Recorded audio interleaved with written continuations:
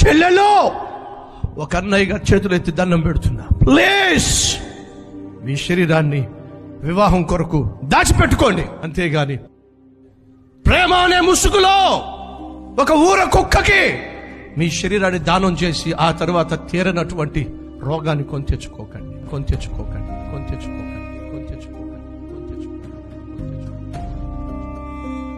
తమ్ముళ్ళో, మీరు దేవుని బిడ్డలైతే దేవుని బిడ్డలుగా జీవించండి.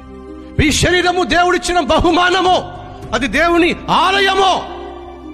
దాని ఇస్సాకు వలె పవిత్రంగా కాపాడుకోండి. ఆ శరీరాన్ని బహుమానంగా నీ భార్యకు కానుకగా ఇవ్వండి. అంతేగాని ఊర కుక్కల్లాగా ఎక్కడ పడితే అక్కడ తిరిగి ఎలా పడితే అలా జీవించి ఆ తరువాత నిన్ను నమ్ముకున్న నీ భార్యకు కుదరని రోగాన్ని బహుమానంగా ఇస్తే చస్తారయ్యేవాడు.